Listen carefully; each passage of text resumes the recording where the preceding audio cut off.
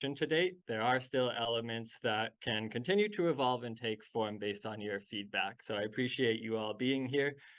And what we really want is for you all to be able to understand how we got to our proposal and to provide that direct feedback on the district location that we'll get into later tonight and the dimensional controls that we'll start with. And we want to be able to get that guidance from you so that we can continue to evolve our concept and continue to look to finalize it to bring it towards future public hearings.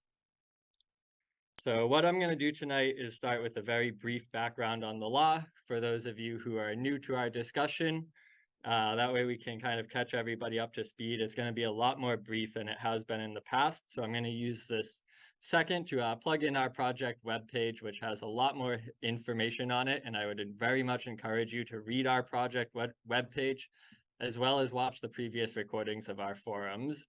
We are going to give a high-level recap of our process to date, the public engagement to date, and again, how it has helped inform our concept. We're going to provide you the details on our proposed lot sizes, frontage, dimensional controls like setbacks, height, and parking.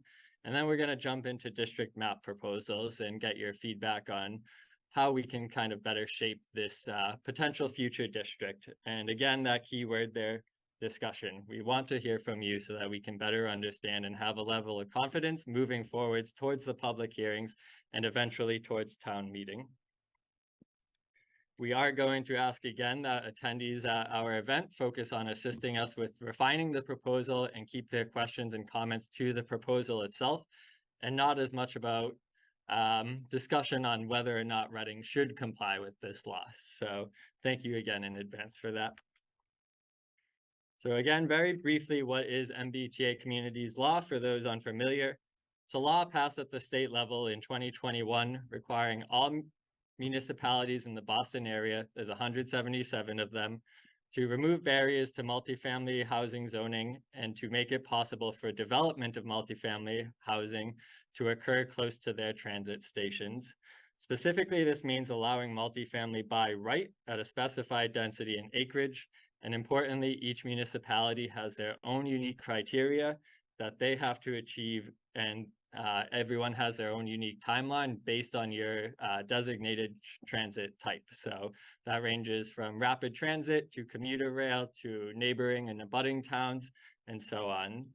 What it means for Reading is that we are classified as a commuter rail community, and that means we have to have at least half of our zoning district within a half mile of our downtown depot. And more specifically, it means that we have to have a district size of at least 43 acres, a unit capacity, an important term, zoning capacity, unit capacity of 1,493, just short of 1,500 units. That is achieved at a specified density of 15 units per acre across that entire district.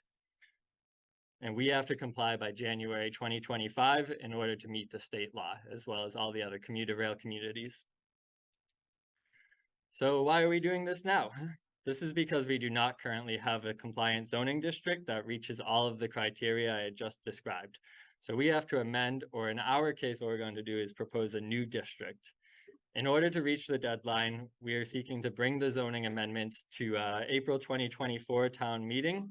And that's because if we do not achieve a passable zoning district in 2024, the town risks losing its grant funds, will not be eligible for new and future grants, and could be sued by the state, local citizens' rights groups, and or both. So it's very important that we reach compliance.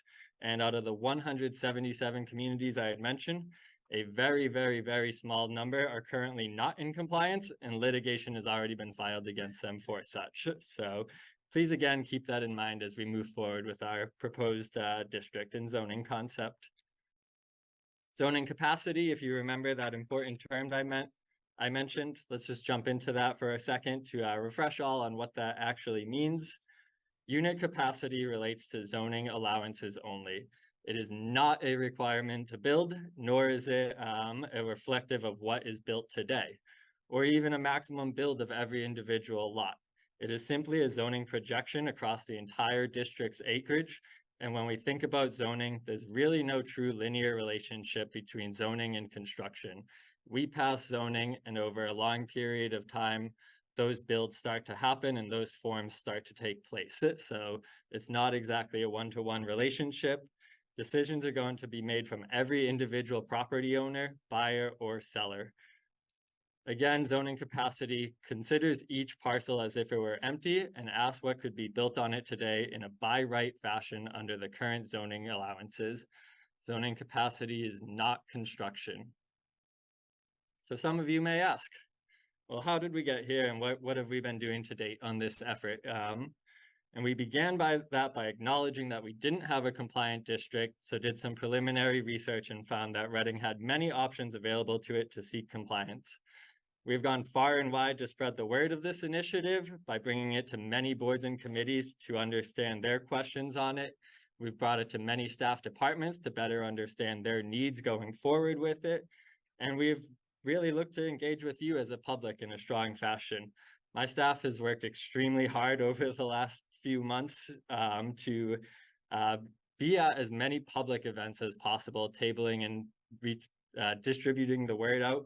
And we've also been holding these series of forums to help again understand what it is that you would like to see. One of the most important first steps we did was release a survey over the course of the summer. Ooh, wrong button. Our survey was open from June until August. We received just under 800 responses, and our survey was developed to really help staff identify the types of forms of multifamily housing that Reading residents found desirable, and then where they would find those desirable, as well as to better understand what concerns you may have on those. Survey results were very, very clear that multifamily, whatever is proposed, should be near our transit, should be near commercial amenities, and should be pushed for in pedestrian-friendly areas. This has really helped us better understand that we should direct the full acreage that we're required to zone for or then some to be within or near this half-mile radius, which is the blue circle you see here around our train depot in the center. It was also very clear that respondents preferred multifamily buildings with fewer units and that were smaller buildings with fewer stories. Typically, a lot of people, when you think of multifamily housing, you start to think of downtown, the mid-rise, 4-story apartment buildings, denser developments and builds. That's not what we heard that people wanted. We heard that people want more house-like architectural options that naturally fit in more smaller units and lesser units. So thus the exterior form of any potential new building that will follow our dimensional controls proposed is going to substantially match our single family districts because we wanted to keep that form as close as possible to what exists today. The difference would really just be the interior configuration of those units. We also heard and knew kind of from the onset that equal distribution across the half-mile area is important for to develop a sense of character in this zone, as well as to support the district on all of its edges, our downtown district, and to equally distribute any impacts such as potential school enrollment impacts, infrastructure, and other items. So we knew and have heard that equally distributing it across this entire half-mile to support all edges here is important. And it's important for us, and it's important for the town as well. So to further establish the vision we've been trying to seek, we've asked for your help along the way, and we've gotten a lot of help, and it's been really great to date. So much of the need has come down to how do we establish dimensional controls to both reach compliance with the law, but also achieve the vision that we've set out to achieve. We've asked for and held a workshop to better understand the zoning dimensional controls and how they relate to our area of need. And we worked through here items such as setbacks in the green, parking in the yellow, and lot coverage in the pink, and how that really transfers to individual lots of different sizes. We had a lot of good feedback at this event. It was very well attended. I was very happy with it. And again, thank you for those who were able to be there. So what we heard from that was that finding middle ground between the adequate controls and the needs for compliance is really the key here, right? What is clear that we've heard is that minimum lot sizes must come down so that lots that are currently in non-conforming status can become conforming. And our goal is to achieve at least a 90% conforming lot status in the district that we're looking at. A very important element in any by right status that the law requires. On top of that are the inner controls of the lot and the structures that I had just mentioned. So a lot of that relates to the setbacks and height limits and parking and lot coverage or open space requirements, which again, we worked through at that workshop in October. And what we heard at that was that many people were okay with slightly reducing required setbacks from our current S15 standards, as well as slightly increasing maximum lot coverage and slightly reducing parking by a fraction. So all of that was heard, and what we've proposed from the beginning is to keep height the same as existing single family standards. Again, our effort is to try to match as closely as possible to existing S15 standards, while also reaching compliance, and secondly, whatever builds do happen in the future under our zoning are achievable and in a fashion that makes sense for the lots that they're on. So to help visualize the forms and scales that we're talking about, we find this image extremely helpful and many communities use it. This is it. So over on the left side, you can see our detached single family houses, which is our predominant use of housing today. And on the right is the mid-rise development style, which you could consider our downtown. In the middle here is everything from duplexes to triplexes to small quads and courtyard development styles, townhome styles.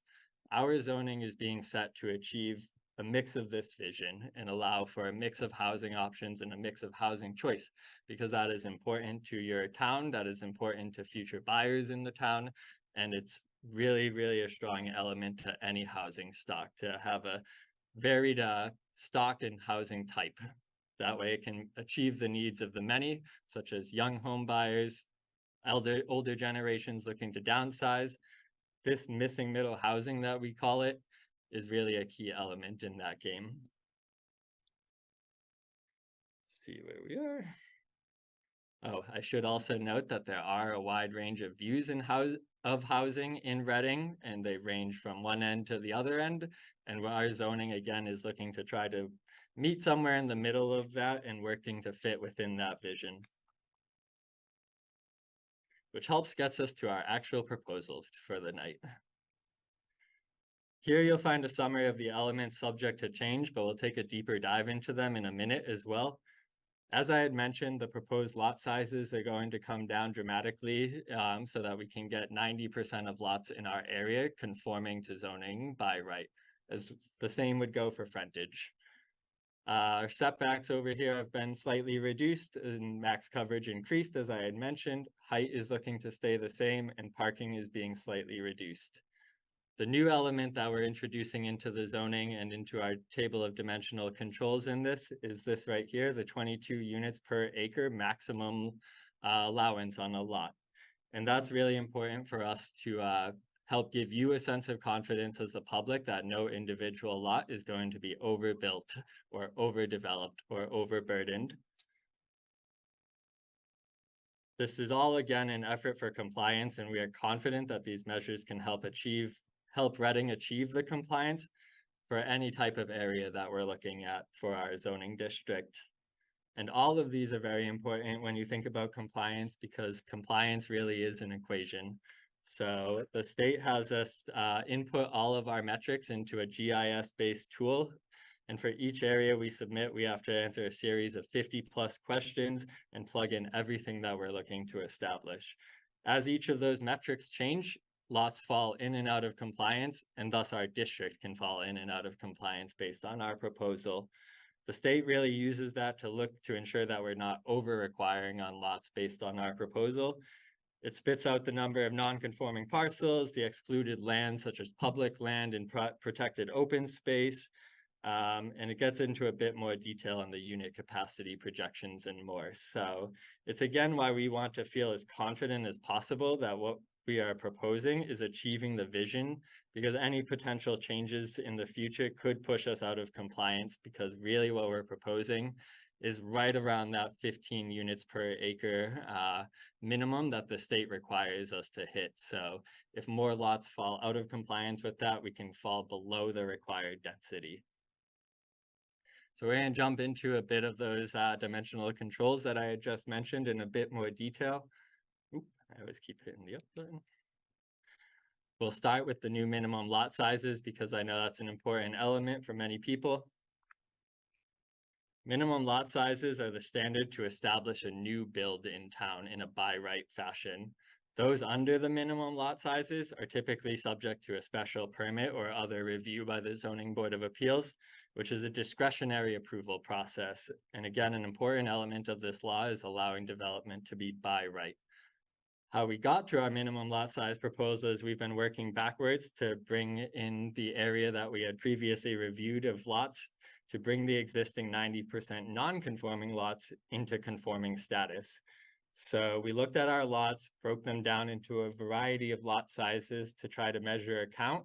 And what we found was to get to the 90%, we need to end up down here at the 5,000 square foot level per lot because there's a lot of small lots in and around our district. And very similar can be said for frontage, where we've looked at the lot's frontage requirements and found similar.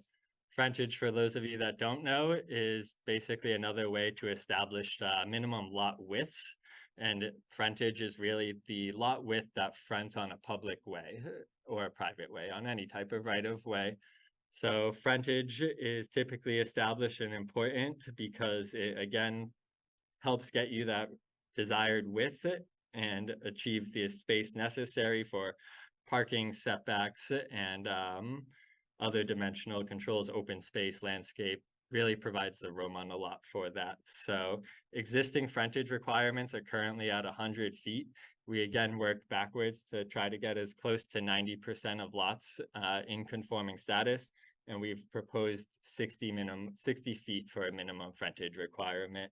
So combined with the 5,000 square foot minimum lot size proposed and a minimum frontage of 60 linear feet, we feel confident we can get between 85 to 90% of lots into that conforming status to count for in the state's tool.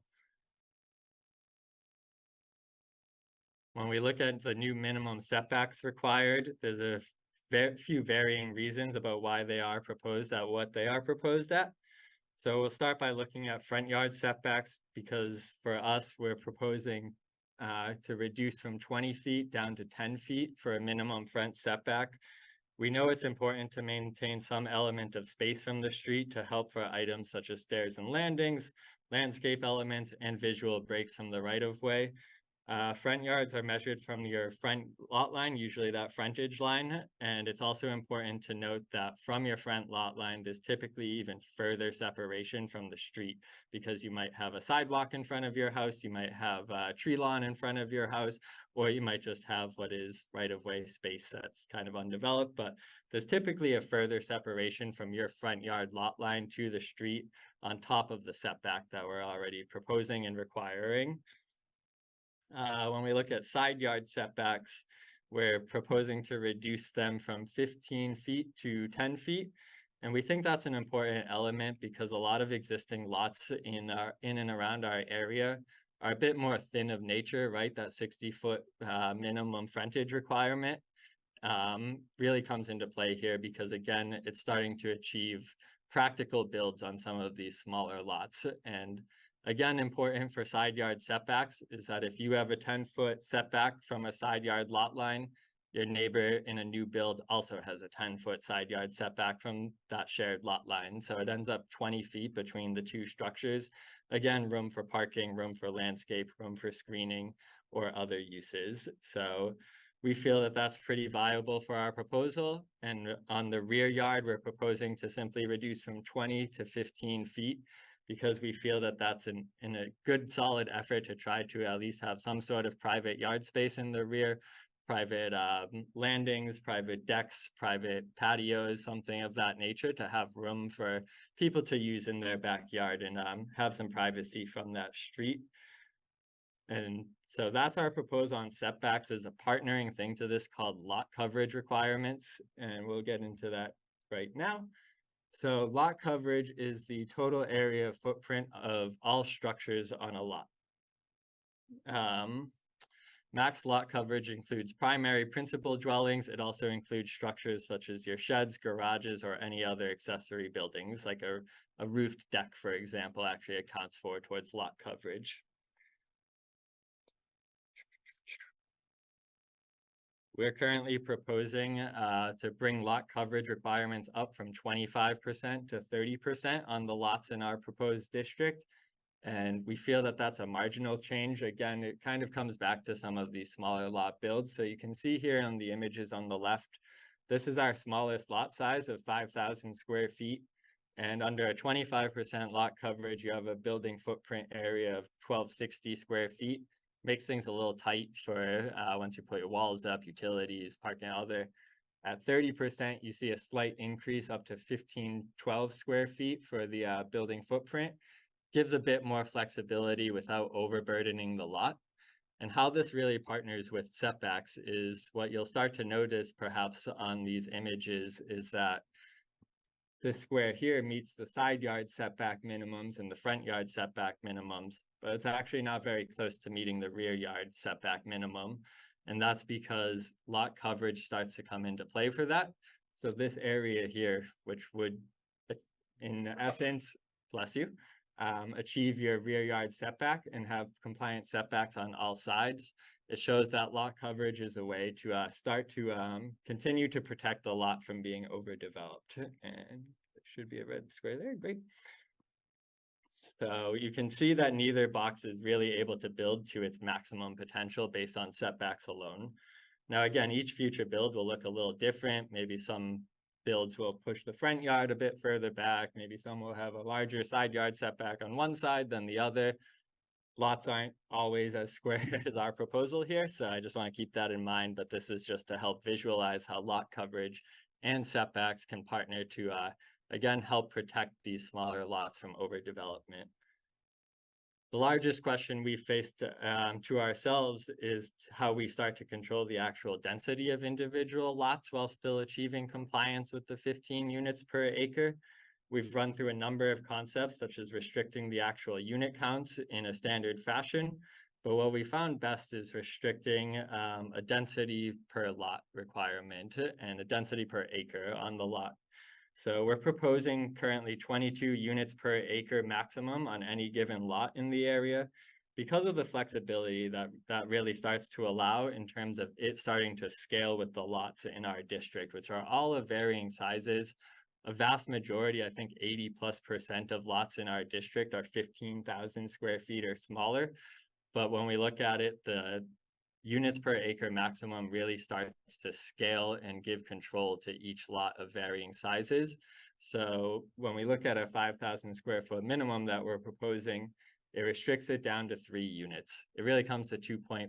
Our proposal would likely include a language of 0.5 or up, rounds up, below 0.5 rounds down, but that's a bit of specifics that we can deal with in the public hearings. And that's really the base to help get the minimum multifamily definition of 3 units on a lot on the minimum proposed lot size. So that's where that number comes from. And then it starts to scale up with the varying lot sizes that you see in our district. So what we feel that this does that, say, maximum of 6 units per lot does, it gives us a better sense of control on these smaller lots while maintaining flexibility for larger lots.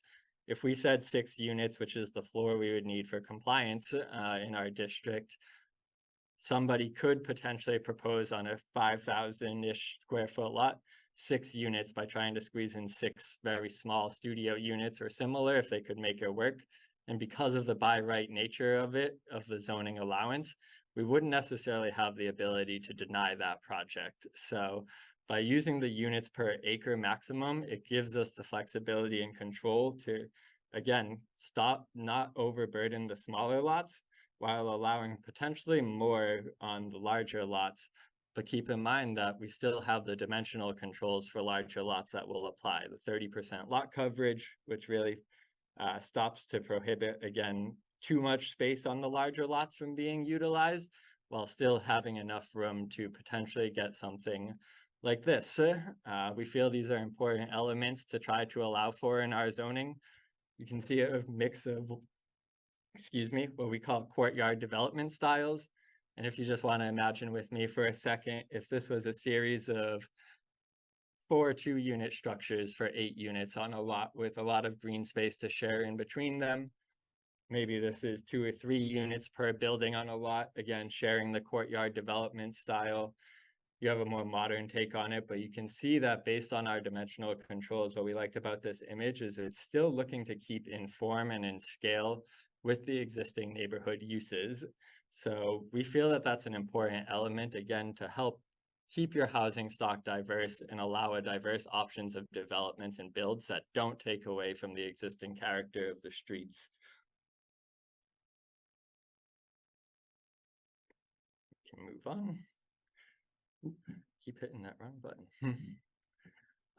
So we're going to close the dimensionals a bit with the parking proposed. So you can kind of see here, again, based on our lot sizes that we are looking at, 15,000 square feet is about the maximum for 80% plus of the lots, and that comes to the 8 units.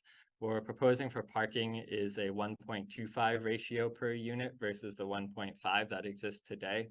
You can see it really ends up at about a 1 to 2 space difference sometime for some of these builds. And that helps us achieve flexibility for the compliance modeling. And it also helps establish what feels like a by right parking in this area, because I know a lot of people in the last few years since I've been here, parking is a hot topic for downtown, and parking was increased downtown because downtown parking is different, where it's a lot of users, employees, customers, commuters, residents, guests, all vying for a series of the same spaces in that area. This area here, we feel that it doesn't have all those competition for the parking spaces. So finding the by right proposal that doesn't substantially take away from today's needs while meeting the build need is important. And again, this is a minimum requirement. If a builder says, hey, I know based on the market, I need more parking and we want more parking for guests or others, they can certainly do so. Another important element is that all of these developments for multifamily do trigger site plan review typically. And if a spot, development, or location is found to need more parking, that's a request that can happen during the site plan process. All right. I threw a lot at you there, so we're going to take a deep breath, digest that a little bit, and we are happy to take any questions you have on our proposed dimensional controls. I have a question in the chat. Mm-hmm. Start there. Is there any concern that existing lots may be subdivided to maximize density and developer profits? For example, splitting a 25,000 square foot lot into 5,000 square foot lots. So that would come back to the amount of frontage on a lot. You can't subdivide without frontage along a right-of-way. So if a lot, say, had 100 feet of frontage on a right-of-way and was 10,000 square feet, perfect square, let's call it, you could subdivide that down the middle and call it you'd need 120 feet of frontage based on our proposal. You'd subdivide that right down the middle and have a 5,000 square foot lot with 60 linear feet of frontage. And that could potentially be subdividable because its existing frontage allows for that. Those that want to subdivide further into the rear of their properties, you still have to meet the subdivision control standards, which are very, very hard to do based on some of the existing controls around that. You're talking you have to fit a 60-foot right-of-way, as well as a 60-foot cul-de-sac bulb on it, and that then builds out what's potential for your lots from there. So it's difficult to achieve. I don't want to say it's impossible. I haven't delved super far into how a right-of-way could fit on some of our larger lots, but the subdivision standards for right-of-ways give us a bit of protection there. Please. Yeah, absolutely. So we had explained that a bit further in the past. So sorry, what was that? Oh, yes, I should repeat the question for those on Zoom. Thank you. The question was if I can explain what by right development is.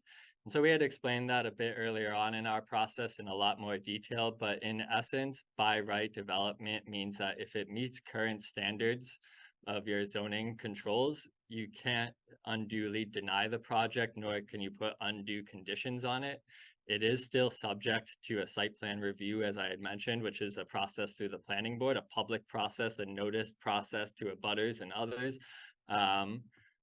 It's really just an element that kind of adds some level of certainty for a development, because based on a special permit or variance or a waiver process, there's a lot of potential risk there for builds. So it's why it's important for us to establish the proper controls so that those who feel that when they meet that the form still matches what we are looking to envision. Please. Come to mind when you talk about front setbacks and side setbacks and rear setbacks. One of the things that concerns me a bit is that our front setbacks now are 25 feet. And obviously we're trying to meet these requirements. We can't meet that 25 feet. We still fit everything on that you need, granted. But I'm wondering if you gave some consideration to perhaps reducing rear setbacks and allowing more front setbacks, so that when these do have new builds, you're not putting the structure so far forward of what is already existing. So, for example, in Winchester, their zoning has a fairly short rear setback and a fairly strong front setback, so that there is that in and out, but not so dramatic. And then the other comment I have is whether you consider for the side setbacks, whether there's a total that you're trying to meet. So in Somerville, for example, the total setback is say 12 feet, but you can be as close as 5 feet on one side as long as you compensate for the rest on the other side. Yep. Part of that allows for better access from a car standpoint and parking to get to the backyard. So it's just a consideration that I give it to, but it might assist in making the forms of the buildings that you're trying to put on these lots a little kinder to what's existing. That would be a comment that I would have. Yeah, thank you for the questions. I'll just repeat for the Zoom the two questions. One was if we've considered, in essence, reversing our front and rear setbacks so that the rear setback is smaller and the front setback is further. And two, if we've considered a flexible side yard or maybe total setback area that, say, a development, if we said a 20-foot total side yard setbacks between the two sides, they could do 5 on one side and 15 on the other. So that was the question. We have thought about the front and rear flop, and we've heard from others that, it's a area that we should consider as well. We have considered it. From what we've heard, we just felt that the current proposal really helps separate those rear yard space to provide the private open space that we hear a lot of desire for to the maximum extent possible. I'm certainly willing to consider flip-flopping those elements. It's just we can't really have both at a high number. So certainly it's still open to that discussion if others feel that better meets the vision. I know is there a comment to setbacks? I'll just close on, we would most certainly consider a flexible setback standard to side yards or all yard setback requirements. I think what we feel is that having a consistent element across the zoning district helps it easier to understand for developers and builds while still maintaining the form. I love the idea of variability on structures. It gives a more unique sense to a neighborhood or a lot. And I think that if others are open to that, I would most certainly consider a 20 total yard side setback with a minimum of 5 on one side to, again, keep separation on one side and potentially more on the other. You can ask your follow-up. Do you have a sense, and here's some previous slides that show the percentage of lots that didn't conform to the lot size and one distance of what's currently don't conform to the setback? So that comes to non-conforming structures and not non-conforming lots. All non-conforming structures, whether under the new zoning or not, are still subject to a special permit process through the zoning board if they wanted to extend what's a found non-conformity.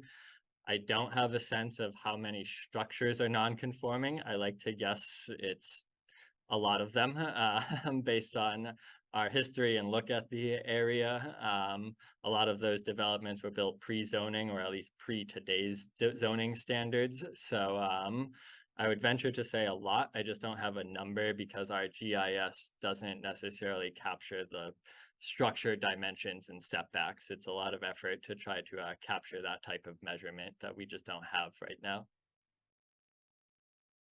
I just don't want to ignore Zoom. Do we have any questions on Zoom before we go to another in person? I had just one quick question. Could you speak a little bit more to how we arrived at the 1.25 spaces per unit? Like why that number versus like 1, for example? Jacob, are you there? Yep, can you hear me?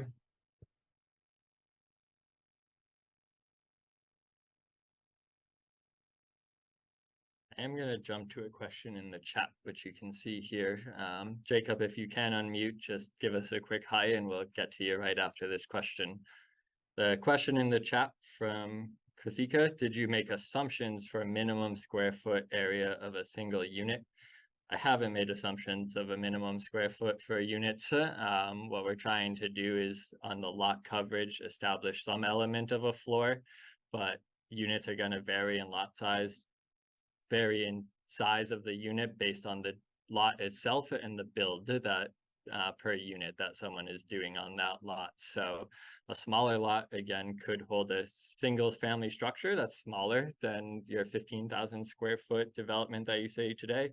Could be a 2-unit development on an 8,000 square foot lot that has different lot unit sizes than a 3-unit structure on that same lot would have. So zoning doesn't control the interior use of dwellings or uses, so we don't try to make assumptions on those. We try to control the exterior form, and then whatever the development looks like from there, we can track and make sure that they're viable. And again, they do get reviewed by either planning board or staff, or in most cases both, in the sense to comment on items like that.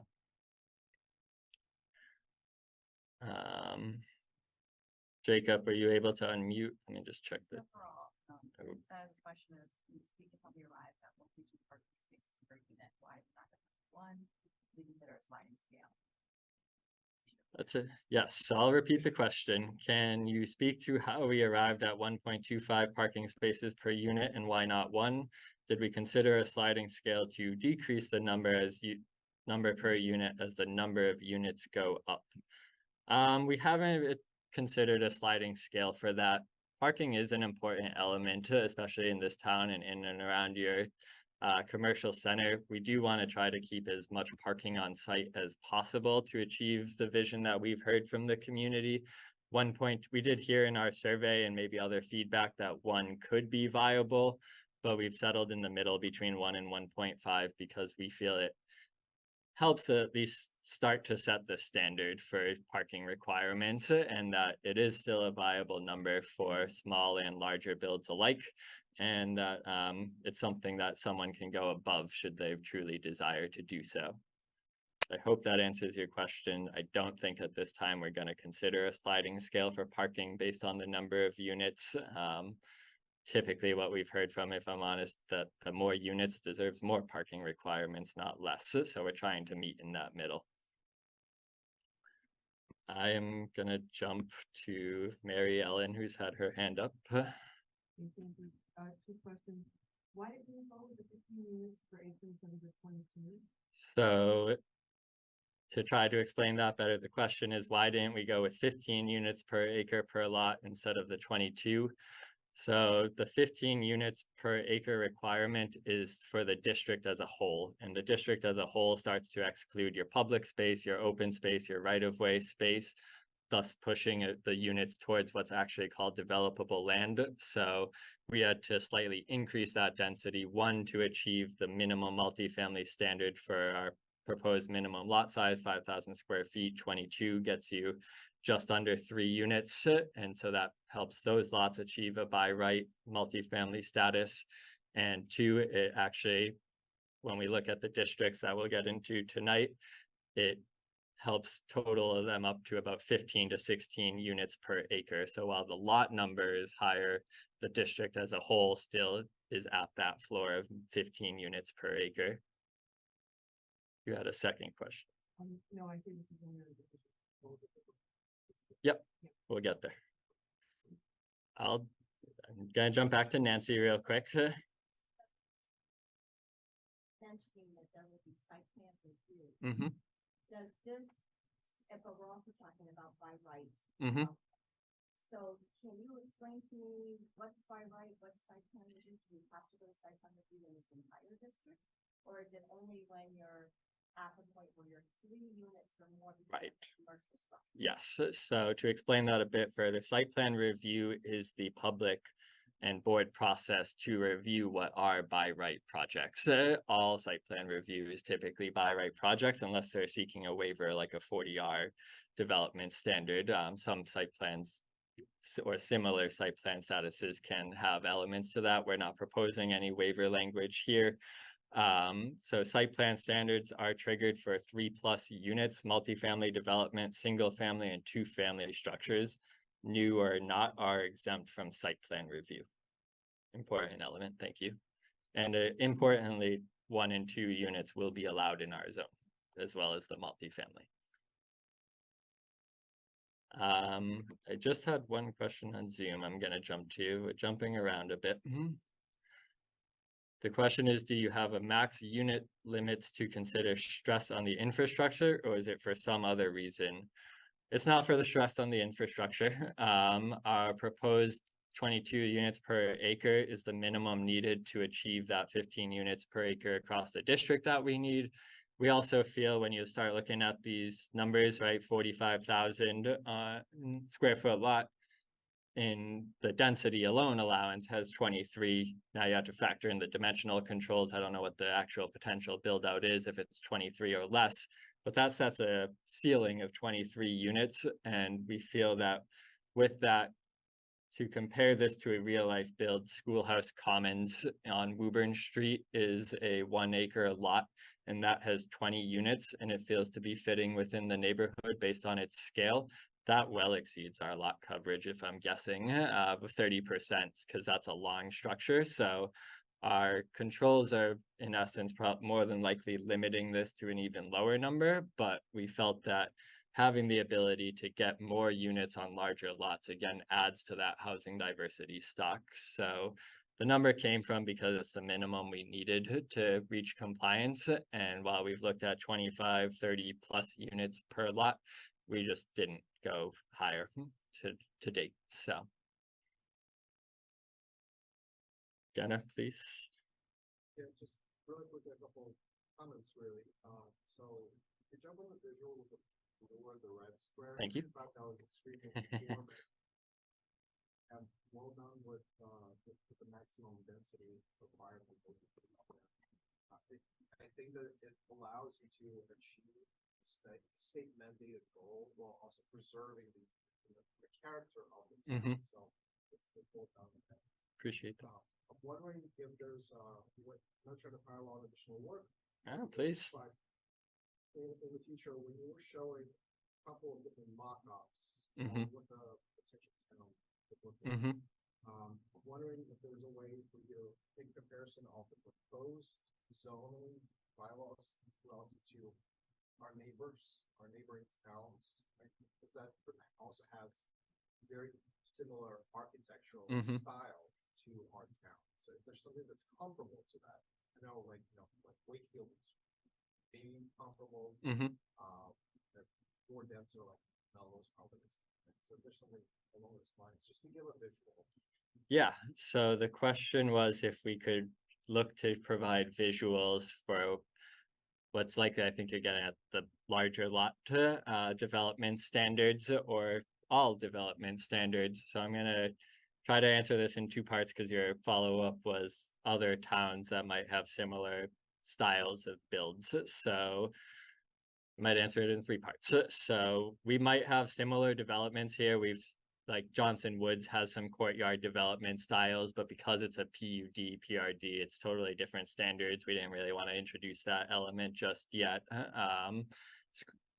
courtyards we might not have a lot of today because they're not allowed in a lot of places because more units on a build, but sometimes they're typical of like your 40B developments sometimes in other towns that can override zoning, and I'm sure we can find a handful of examples in the area and region of what those look like.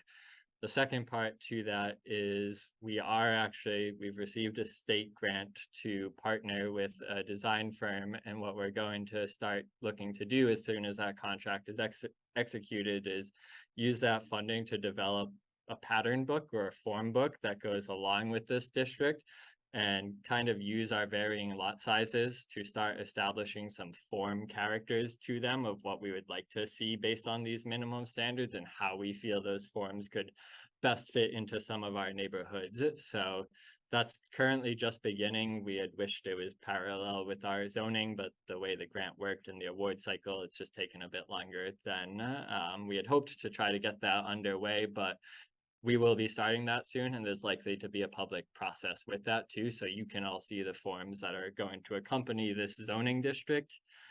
Other municipalities in the region and under this law, some are looking to do what we are doing in terms of this missing middle housing. Wakefield was a good example.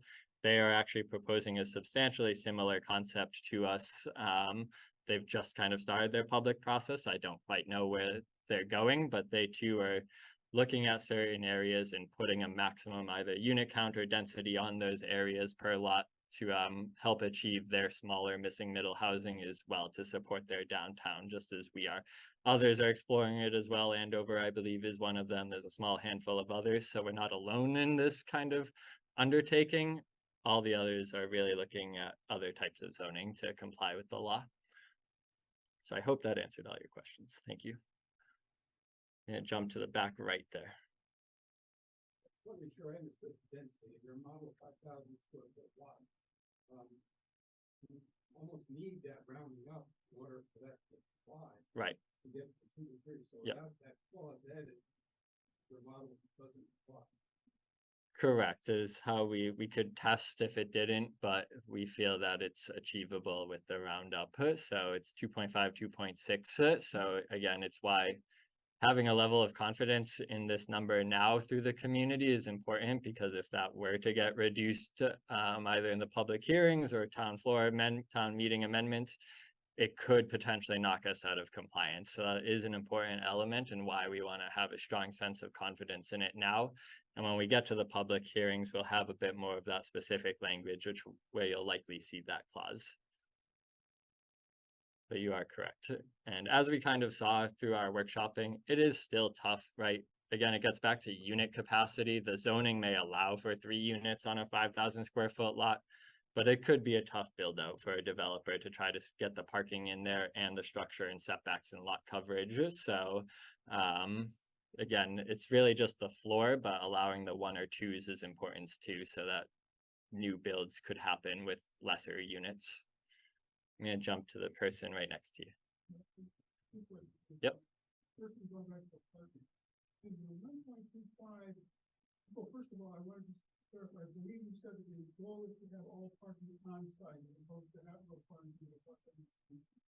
And therefore, is the 1.25 based on the data we have about how many cars people in multi-family developments tend to have? And the last question was that is there any reason that different types of units based on how many bedrooms they have may have different numbers of cars associated with them? And is that a possible linkage, or does that just make the whole thing complicated? Good questions, thank you. So I'm just gonna repeat them real quick for those on Zoom. The series of questions was related to parking. The first question was if the goal is to achieve all parking for a development on the site, or if street parking would be allowed. The second was if the 1.25 does have any data to support it. And the third was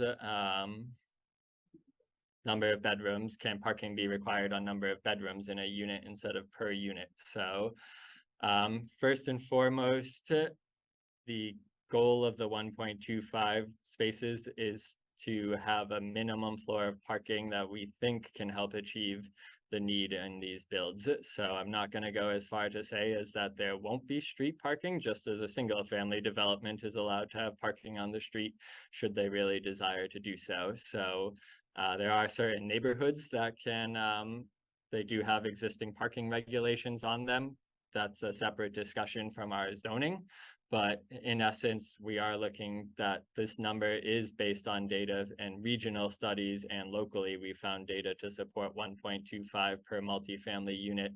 Typically, when you start going higher than that, you have unutilized parking spaces and underutilized parking lots. So 1.25 and even lower has a lot to justify it.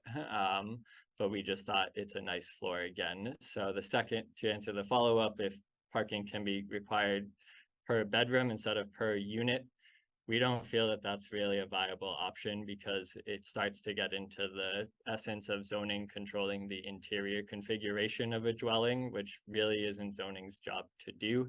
So basing it on per unit, we can't control the number of bedrooms under this zoning, or really in any zoning should you, but parking for per bedroom starts to dramatically increase because we can't really project how many bedrooms a development could have.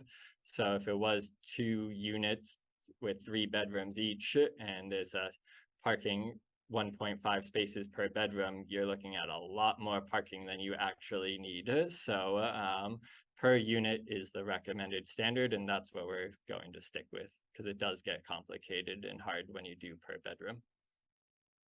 Yep. Okay.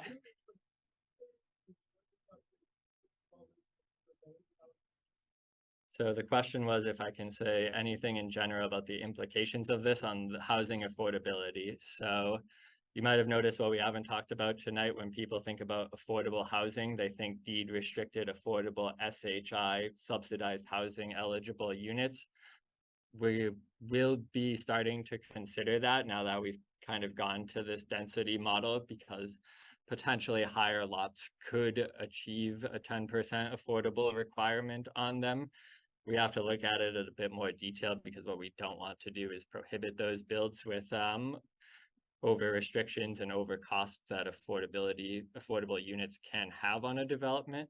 There is a lot of research that as you continue to build market rate units, that rents and home prices start to flatline and don't see the dramatic places that people who don't, towns of municipalities or cities that don't build housing supply see. So as you build more market rate units, housing is very supply and demand based. As you continue to build more units, your costs do start to stagnate. So we feel that this effort is important to achieve that market rate housing stock.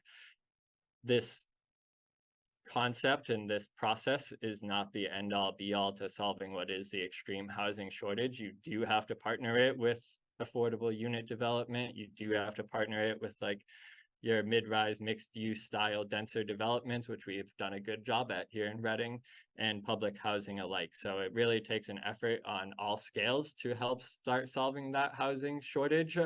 But this is one piece and one important piece to the puzzle that we think can help. Thank you for that answer. What's exactly what I meant though? Would this kind of housing, multi-family housing, be more affordable than the single family housing? Gotcha. Now, apart from Gotcha. Yeah, no, thank you. So the reissuance of that question is if this development will be more affordable per lot than a single family on the same lot. So it's hard to answer that question. I do try to answer it that, say, on a lot, you develop a single family home and that home sells for $1.2 million, $1 million, somewhere around there. That is around the current median home price over, but it's somewhere around there. If you had 2 units on that lot, those 2 units potentially sell for $700,000 each. So whether or not that's affordable is based on each person, but 2 units at $700,000 is more affordable than a single unit at $1+ million.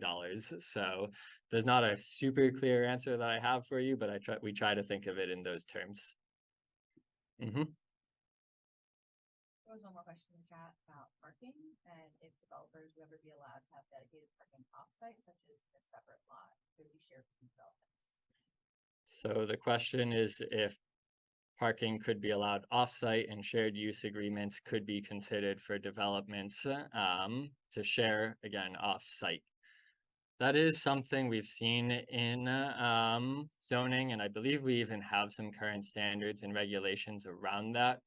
I don't think we'll specifically propose it here. It is a difficult thing to achieve, and it's hard to establish that partnership. It's very rare that you see it in, especially a place like Reading.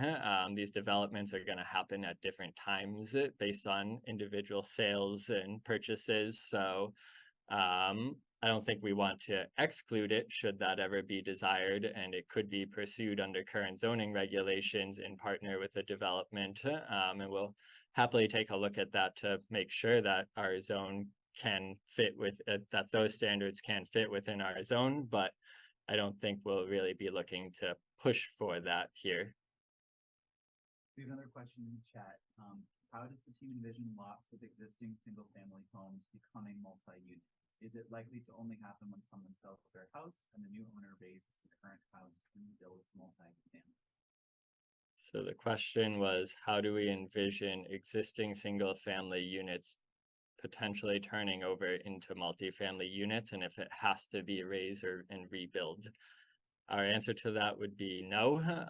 If you can look for additions or interior reconfigurations of your house, that is a viable option for you.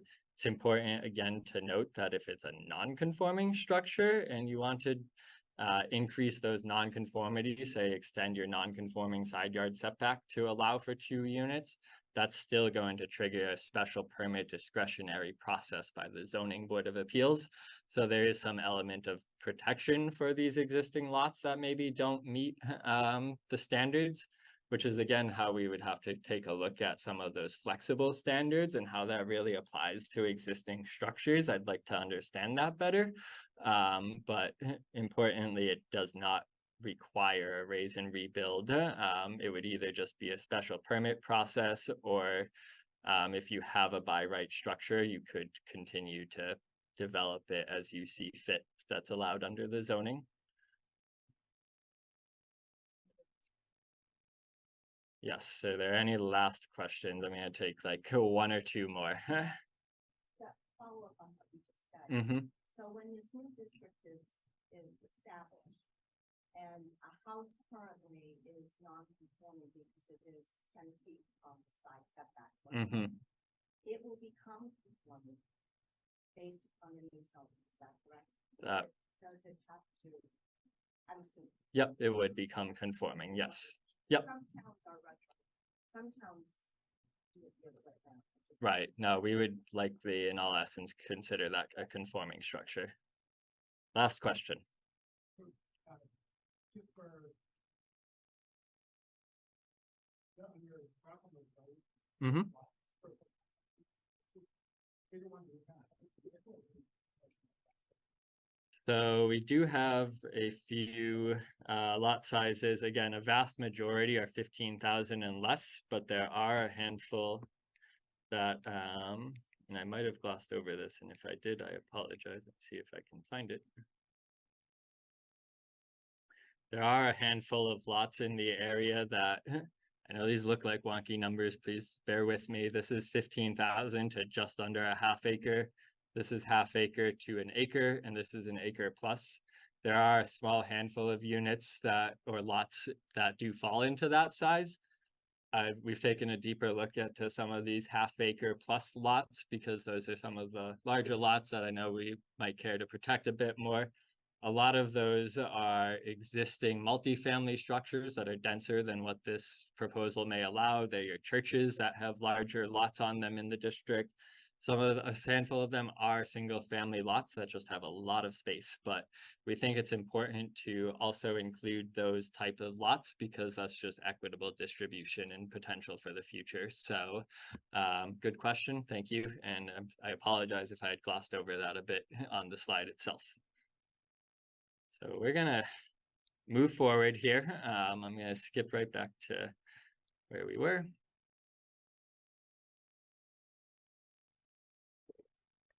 So thank you all again. I think that was very helpful for us to consider a few items going forward for setbacks and other dimensional controls, but I'm going to take a guess, and it feels confident that the 22 units per acre is a good floor, and that I haven't heard a lot of concern on it. I know there's probably a lot of questions left on it, but we're happy to help answer those along the way. So we're going to start a discussion now on the proposed district boundary. We started to form this again at our October workshop where after describing our vision, we asked people there where they could visualize these forms making sense, especially within the half mile, but they could go out of that half mile radius if they desired to. Many, after a few tries, started to understand how a district works and forms together. We had many people looking to stretch beyond our half mile boundary and go outside of the edges or well beyond. We had many people kind of working within the boundary at a larger scale, and we're looking to really maximize its potential within that half mile itself. And we had a few people thinking a bit smaller and trying to really just support the edges of our downtown. So we're trying to work within what we've heard, and what we've heard is that through not just a lot of these maps drawn, but qualitatively, that a lot of people do feel bigger can be more appropriate here based on some of the controls that we're trying to establish. So I'm going to jump right into our first map here, and let's, oh, sorry, I'm not going to jump right into our first map. So at the same time, during all of these conversations, many have questioned why we are looking at residential districts only, and there are a few answers to that. The first being that only 5% of land in Reading is designed as a business district. 94% of the land is single family district, and the remaining 1% of land is your multifamily districts, which you can see in the A40s here, and there's some more on the outskirts of town. But in essence, even of that 1%, so much of the land in your multifamily districts doesn't really allow multifamily development based on the minimum standards. So it's really helped us kind of set the goal of, let's focus more on these existing multifamily districts to reestablish them and then support them at their edges and again around the downtown. So when we have thought about utilizing a business zone, naturally the downtown, which is here in green, the downtown smart growth district, fits all of the characteristics that we've heard people may want out of a district. It does not currently comply in its current iteration and zoning requirements. So for those of you that may be unfamiliar, in 2021, we actually went through an amendment process for the 40R district to try to establish more control around open space and other areas of concern that we had heard. It evolved into really a lot of new requirements for the district. So this included new minimum lot sizes, higher dimensional controls, stronger commercial space language, higher parking and affordability requirements. And for us to get that to reach that district to reach compliance, we would have to go back and nearly reverse all of those decisions made in 2021 and potentially then some. So based on that, because that was so recent, and from how our survey was responded to, that mid-rise style developments are not the desire in Reading today, we've stayed away from it because our current proposal in the form of multifamily housing just doesn't fill the need that your downtown district has. So we'd love to revisit it again in the future one day, and all of the other commercial zones that deserve their own unique set of eyes that really MBTA communities, based on its limitations for mixed use or commercial, don't really help us achieve, because we really want to try to maintain this small 5% of commercial land use as much as possible and promote commercial development in those areas. So we don't feel that looking at commercial districts right now is a viable option either for our concept or for MBTA communities in general. And we're happy to have a conversation. We actually probably will be having conversations around them in the next year, but that is a different conversation. So there's also the other element that, again, this form of housing is meant and desired to support your downtown and commercial zones. So locating it around its edges and behind it so that more people can get to your downtown, more people can get to your transit station is an important element that's then like backed up by single family around it. So you're kind of working your way out in terms of density. And that's very important in terms of like geography and natural viability of a zone and a use. So, and a district, a commercial district. So that's how we're forming it. That's how we're taking it. I'm sure there may be a lot of questions on there when we get to the mapping, and happy to answer them. So now that we've digested all of this and the qualitative feedback, we've kind of set up a series of 2 maps that we want to share with you tonight. I was jumping ahead earlier, so let's share the first map. The first, which we see here, is really the one that I am professionally looking to try to achieve if possible, or something close to it. It's looked to achieve what we heard from those who feel that more is needed, and there's also an element that a scale of geography is needed for this type of housing form to take place in order to have a potential impact on the housing costs and housing market that we've seen. So we feel that this zone is connected in all areas. It's connected at all edges. It supports the entire downtown. It's equitably distributed to a variety of neighborhoods and lot sizes. Looks to support not just your business B, but your business A zone up here. It captures all of our existing A40 zones that should be included in there. And it directs access and housing in and around the plentiful open space that we have in and around our downtown. Go ahead, Tony. Andrew, could you explain to people what the legend means? I'm certain not everyone. Yes, good question, good point. I am going to explain the legend. So over here on the right, and for those on Zoom, you probably can maybe use my clicker for this one. What we see in the hashed blue is the existing A40 zones, a lot of which have been enveloped in this zone, which is why we kept a substantial color. But for example, this is existing A40, which is multifamily zone. A80, which is way on the outskirts of the southeast of town here, is another multifamily zone. Business A and Business B are your commercial uses and zones. Business A does stretch further down South Main Street. And everything you see in pink is your single family zoning, and the brown is your industrial zone in and around Walkersbrook Drive. So when we looked at this, over here was the existing A40 zone, predominant A40 zone to the northeast of town. And we've overlapped the blue, the multifamily use color, over the what was single family zoning in and around the downtown district. So thank you, good clarification.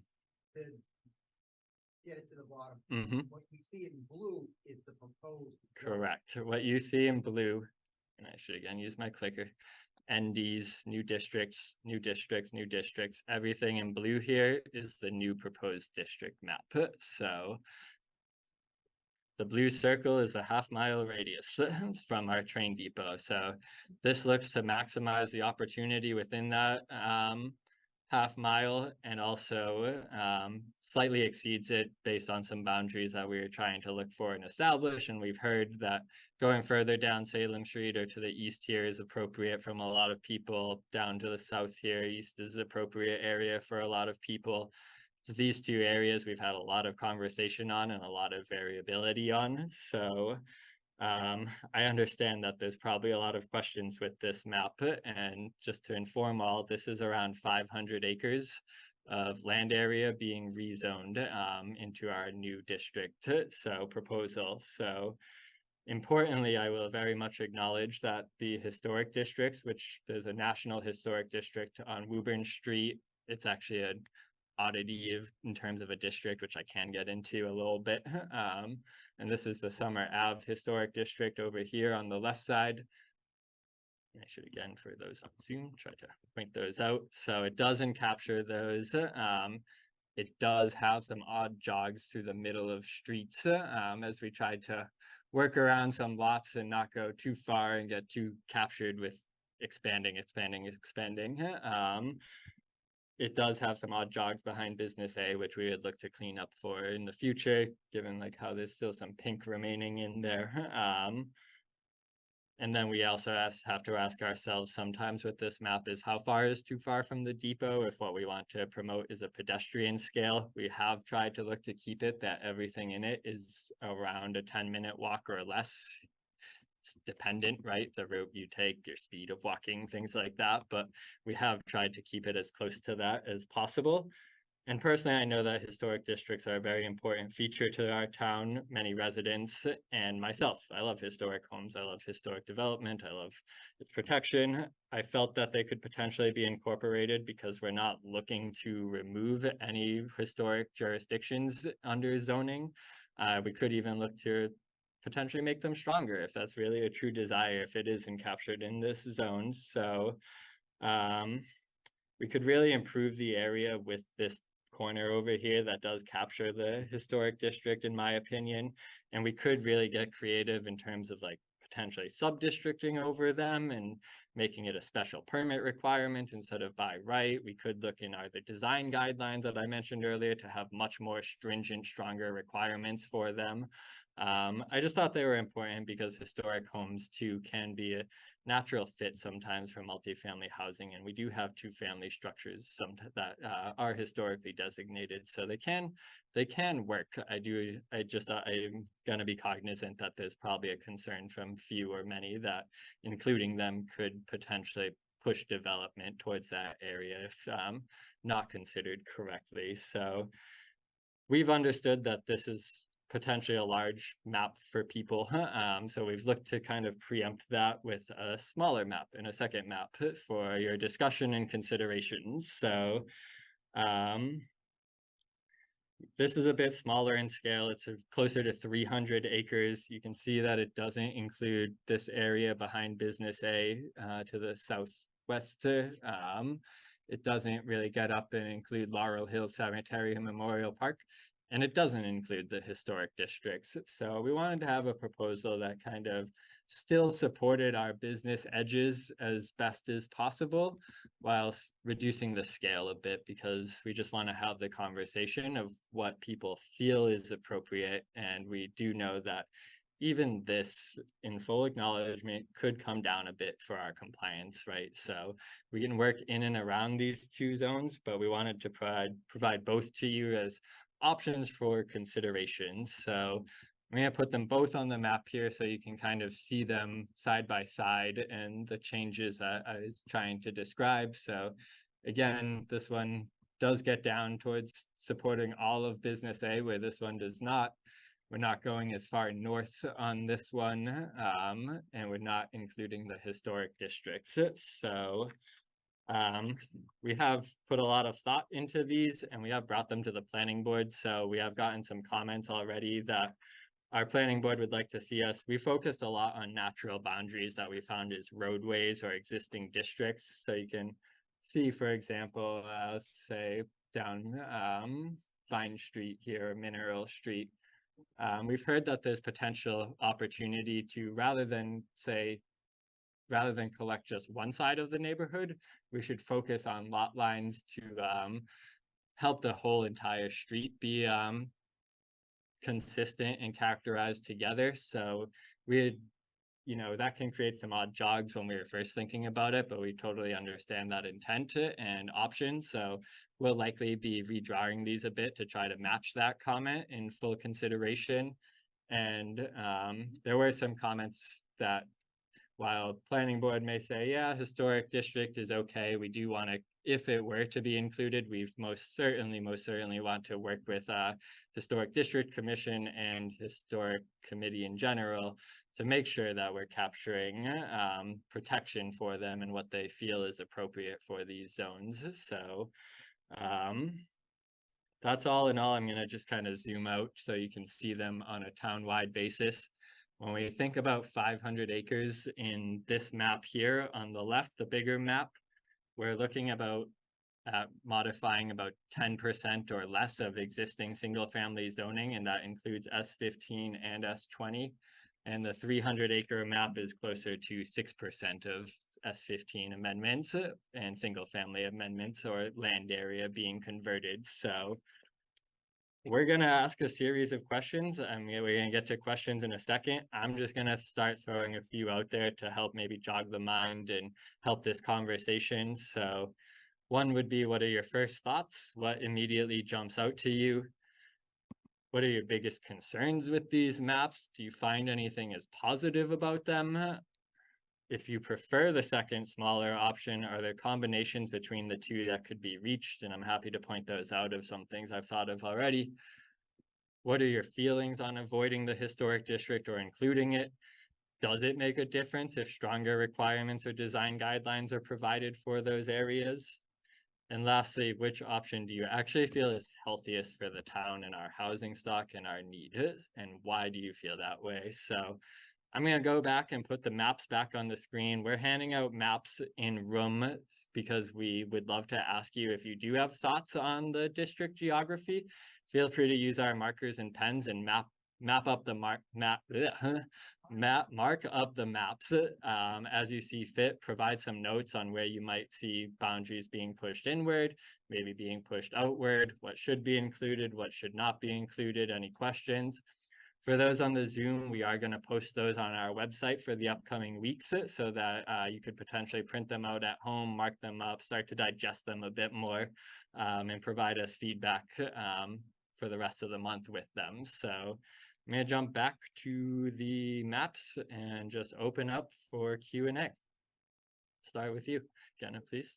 Andrew, would you mind describing for folks in this room as well as on Zoom what can potentially happen with the historic distance? Maybe a couple of cases, right? So suppose it's included in the new proposed district. Can a developer show up and knock down the house? So if it's so on the historic district and historic inventoried properties alike, there is a 6-month demolition delay clause on those homes if they were proposed to be demolished entirely. And that's, I had thought, it was my understanding that all those in the district are considered on the inventory, but I will look into that to double sure of that. The historic district is stricter in terms of you're not supposed to demolish those. That's correct. Okay, I'll look into that a bit more. I had thought that that had applied to the historic district alike. I'll definitely be double sure of that. That is a separate district. Yep.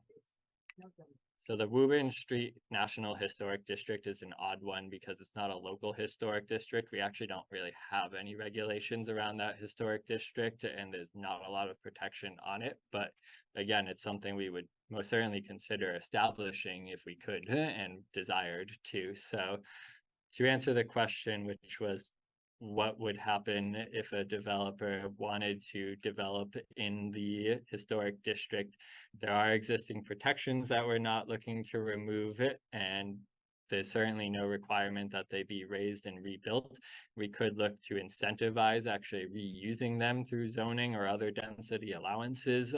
We could look in the design guidelines, or again, we could look for that district to be special permit based for any type of redevelopment if one were to be proposed on it. So there's elements that we just want to talk through with you guys in the historic district that if they were included, how can we best achieve the vision without taking away the character of those homes? So to me, it doesn't sound like it will be very much different than what it is currently. Correct. Okay.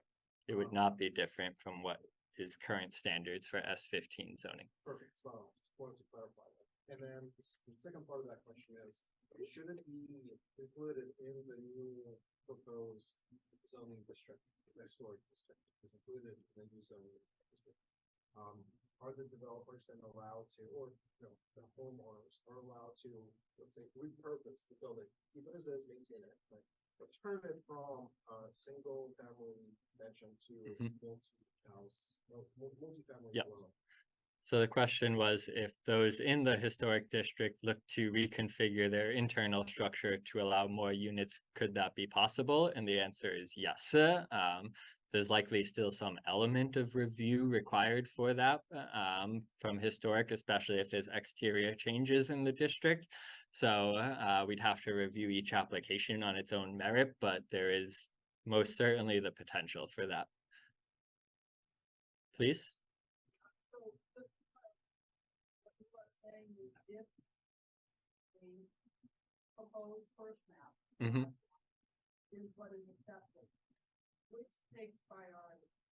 would the historic district guidelines that they are set up and that they've been approved and so on by the state take precedent over the what's affects the zoning and what can be done? Who wins? If you're looking at two things, who's superseding? So the question was if the historic district regulations supersede the zoning or vice versa. The answer is they still work in conjunction just as they do today. All regulations and requirements of the historic district would stay, and that process would still be followed in the exact same manner that it would be today if one of those dwellings was to be torn down and converted to a new single family dwelling or other. So they work in tandem. I don't think the historic district regulates use in terms of like zoning allowances like single family, 2-family, or 3-family. It sticks to that exterior form and character, and that again would remain. So zoning allows the use, and historic regulations guide what's possible within that building, how it shapes itself out to fit into our desires. Hope that answered your question. I'm gonna jump to Mary Ellen. Question. I'm just curious, if we need a minimum of 43 acres, I know we'll need more to meet the zoning capacity. Mhm. From a staff point of view, since you spent some time working on this, you've done a great job with the presentation. Is there any benefit to going to the larger one? What do you, I don't see any benefit to it, so I would have to be convinced why we wouldn't do, you know, we're doing with a smaller a lot more than is required. Mhm. We would need the zoning capacity, correct, with the smaller. So what's the benefit of doing, what, do you see any benefit in the larger one?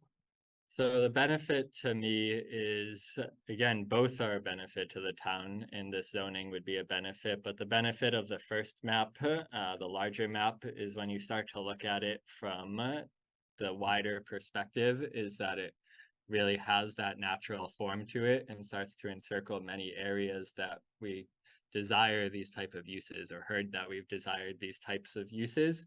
So we'd love to consider other phases to housing after MBTA communities. And when we start to consider other phases, they might more be naturally built to this type of district boundary more so than the joggy one, which can be a bit more difficult, or now you're starting to pocket other zones in and around it as well, similar to existing multifamily standards. So we wanted something that was fully encircling and met the vision. And again, this type of housing stock really does require, more so than like your downtown development style, require a wider breadth to start seeing some of the builds and start to see some of the positive effect that this type of stock can have on your community.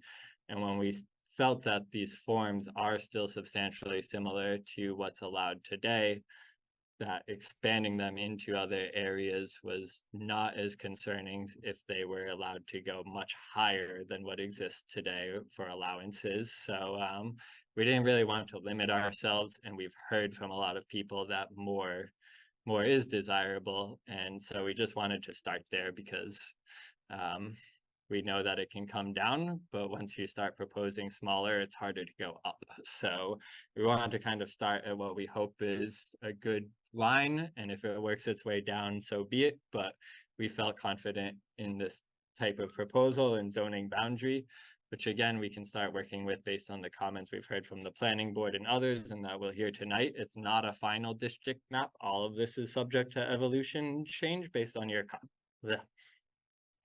comments. So we just wanted to start here. Nancy?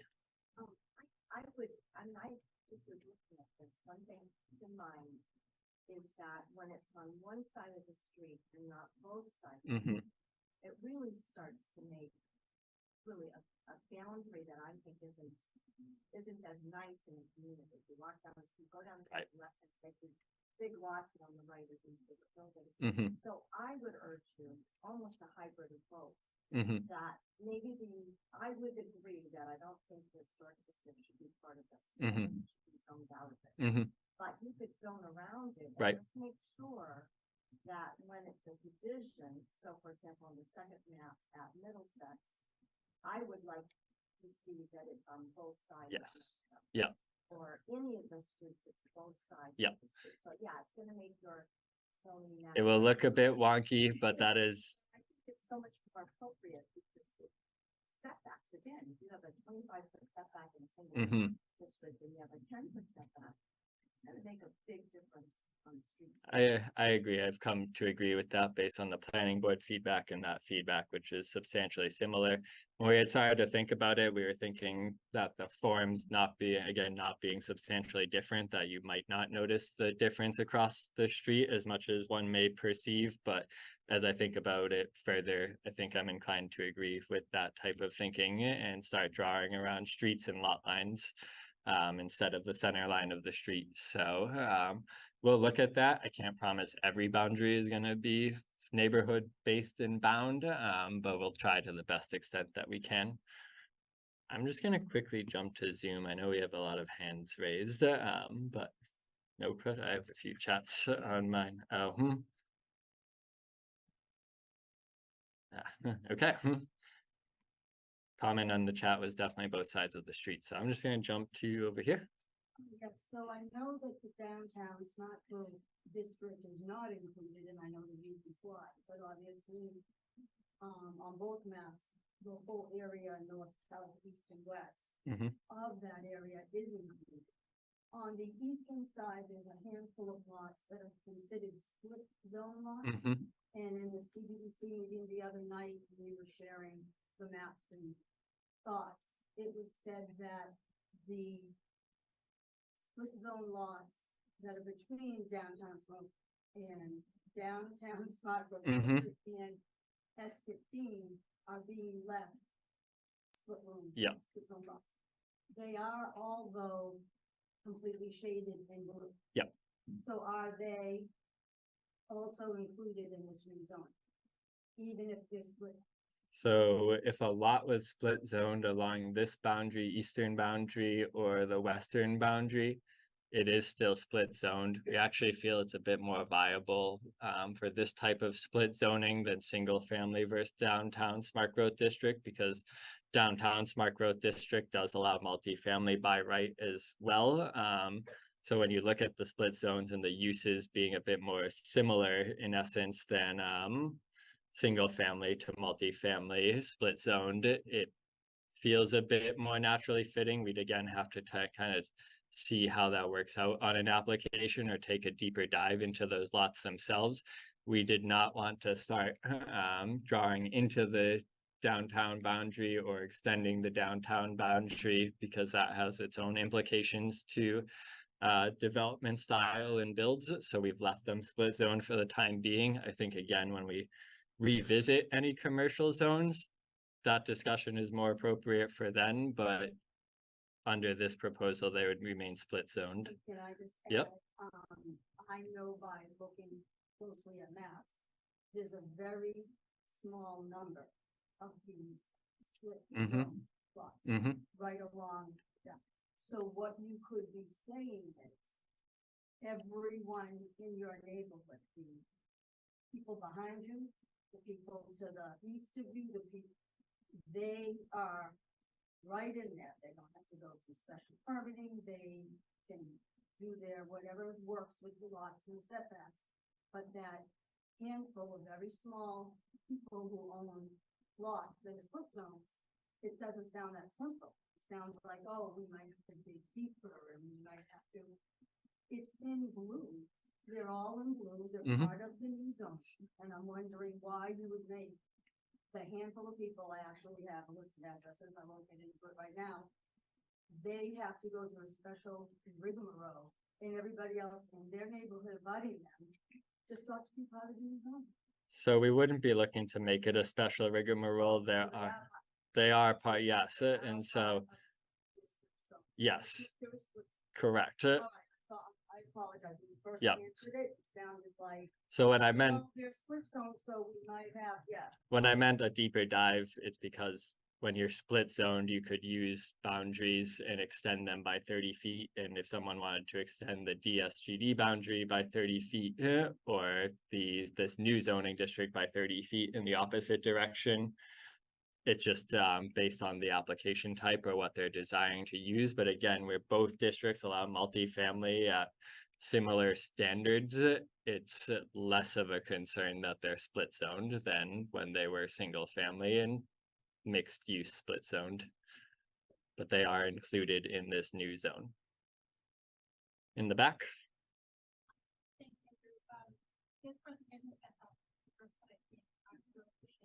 Mm-hmm. I have 2 points. So the purpose of the law is to increase available housing area in the downtown law. So allowing more people in this entire downtown area option on the larger one, it will allow people to create in-law units, which will help with multi-generational households. And it's going to allow for more rentals, which is the whole point behind this law, more units. As far as the historic district, I would want it to be included because one thing I'm going to point out is that many of the houses in the historical area are higher value properties. So what the smaller map is doing is concentrating denser housing on units that are of lower property value. So it is keeping dense housing in denser areas, allowing these really large lots of big, beautiful homes from being affected, even though they are within the half-mile radius. So I would want to see option 1 for both of those. Thank you. So I'm just going to address some of those points. So the first comment was accessory or apartments or dwelling units being allowed under this zoning concept. ADUs are actually, I call them ADUs, accessory dwelling units, are actually a different use in the bylaw, and they're allowed right now for single family developments to have an ADU. And there is a by right process to some ADUs. Most actually do still require a special permit process through the zoning board. We've heard a lot through these conversations and through past conversations at the zoning board where there hasn't been a lot of concern of them, that they've been a huge success here in Reading, that we should be considering making those entirely by right across the town. And I think that's a later phase that after, and if and when we get compliance through this zoning, we most certainly actually do want to push for and try to see if we can get ADUs entirely by right under our current standards, because they've been such a huge success. And we've heard that the special permit is really cumbersome for what is your typical homeowner in terms of the plan and application requirements, the process, and the length of time that it takes and the costs associated with that process. So ADUs are an important element to housing and living in place and family housing development. So I don't want to conjoin the two in this district, right? Because that's not how this district is working, but it is something we'd love to consider in the very near future. Your second point on the historic district protections and kind of leaving an unequitable distribution, I do somewhat agree with that. So thank you for that point. I'm just going to jump to the next question, which is over here in the corner. Either way.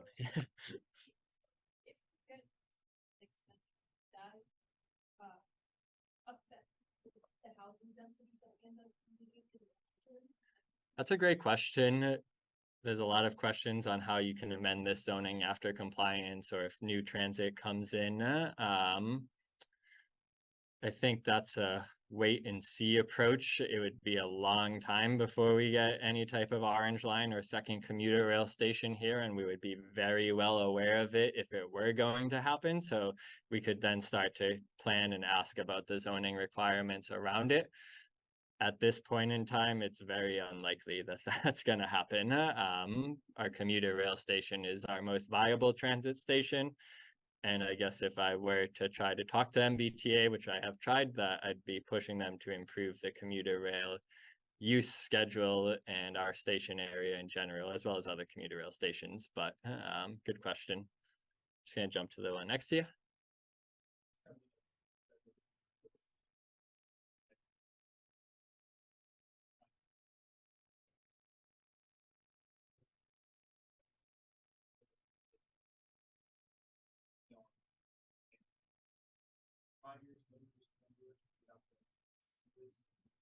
Mhm. So I apologize if I haven't been asking the questions to those on Zoom in the last few minutes. The question was, what is the lag time between the zoning allowances and development builds?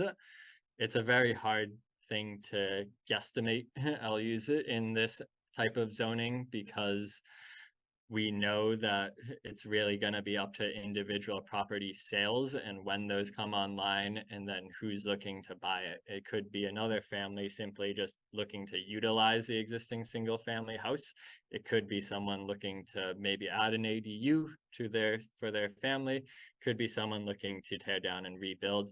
It's a hard thing to guess. I'm going to guess, and I hope it doesn't come back to haunt me, but almost in the opposite sense. So when we had allowed the DSGD, downtown smart growth 40R, we had done that because we knew that there was a handful, half dozen plus of very, very underutilized lots, vacant lots, lots that weren't doing anything for the town and were ripe for redevelopment. And so when we passed that zoning, those handful of lots all started to come on at the same time, and why we saw a lot of build downtown. I would say that's unlikely in this concept that there's going to be a row of houses all coming on at the same time and all rows of those houses are being developed into multifamily housing.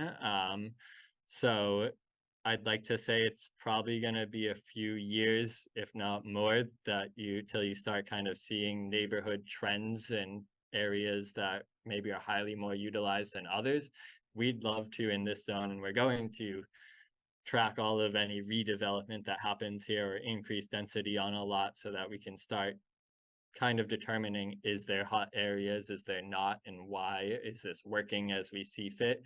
The good thing about zoning is you can always go back and change it and revisit it again and have these same evolving conversations again. Our job is to try to look at this development and making sure it meets the vision, but I would say it's likely a bit more slower. You might have ups and downs in that, but given the breadth of the zone and this development style and how it would come about, it's slower than your downtown for sure. I would hope and think.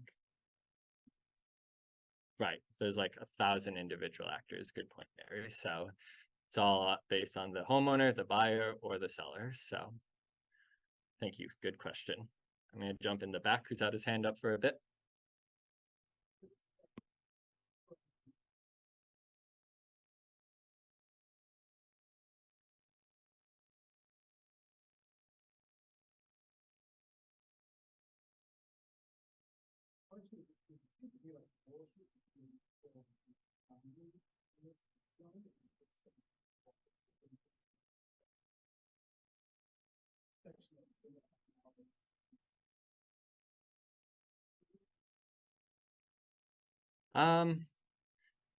I would consider going further down Lowell Street. Lowell Street's a unique street based on its commercial uses, its housing. It's a very small street that's actually not, in my opinion, super walkable. The further down you go, it's very long, so it's harder to find that natural endpoint. Maybe it's somewhere around Lowell and Grand if we were to extend to try to capture this point. It's probably a good point that maybe we should, especially if we're looking at lot boundary lines and trying to capture these full streets. We might naturally make our way up there. When we had tried to connect these two zones through the corner, it was more focused on trying to keep that line straight and not expanding it further down, because we didn't want to try to start going down Lowell, going further down to Willow. So it's a good point and duly noted. And as we kind of revise these maps based on these comments, we'll certainly take it into consideration. Thank you. I'm just going to jump to the chat because I had one question in the chat. What are the tax implications on proposed multifamily parcels? Will property tax increase for all single family homes even if they don't convert to a multifamily home? Second, do you have a comparison of tax revenue that the city will receive between the two scenarios? So I'm going to try to answer that in a short fashion. And the answer is we, for the second part, don't have a comparison of tax revenue because tax revenue and property taxes are based on what's built there. So without having a lot of these forms based today, it's hard to know how those forms are evaluated on the assessment level. So it's something that we, again, would track in real time and start to figure out. To answer the first part of the question, if there's tax implications on abutting lots that maybe don't do multifamily development, to date, we have seen no negligible impact on single-family lots and their prosperity and growth when a multifamily home is directly next to it or in the same neighborhood. There's been no evidence that there's a detriment on property value when multifamily development occurs in a neighborhood. So I hope that answers your question in a sense. We will have conversations with our assessing department, but admittedly it is a wide world, and I would defer a lot of tax questions to the assessing department. Please. Yep. So just a quick thank you for the gentleman in the back, one of the one side, for bringing up the point that this will take years to actually manifest within the town. I think it's important for us to sort of bear in mind, not look at this map and envision, townhomes in the whole blue region. The question I have is, the lots that are within the blue region, be it a smaller or a larger one, what are all those houses going to be capable of transitioning to family homes? Should a developer or the owner choose to? Or are there like quotas because they don't meet the requirements that you see? So if I understood the question if a smaller lot does not meet the development and minimum standards, can it build multifamily? No, let me rephrase the question. Within that map, what percentage of lots would be then allowed to construct a multifamily home? So the goal with the established proposed controls would bring 90% of lots into zoning conformance. Again, whether a 5,000 square foot lot can actually achieve a multifamily build is tough. It's a lot harder when you get to smaller lots to build multifamily housing.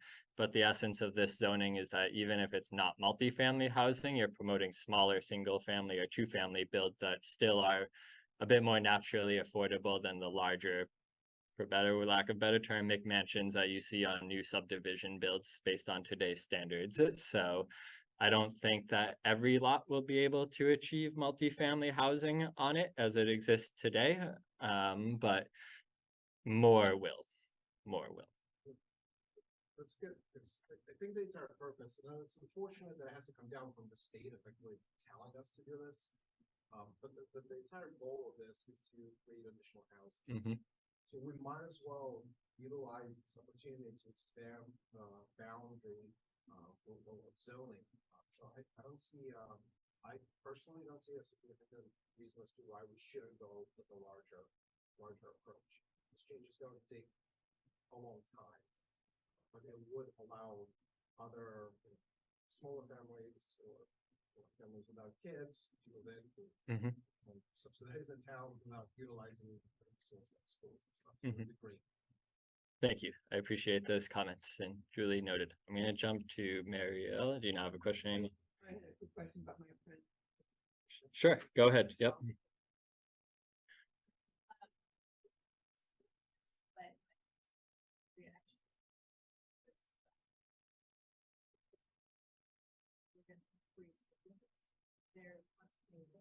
It's already traffic that really bad community time. It's already passed through in different places. So originally I was thinking option 1, 5, and 2, but now I'm like option 2.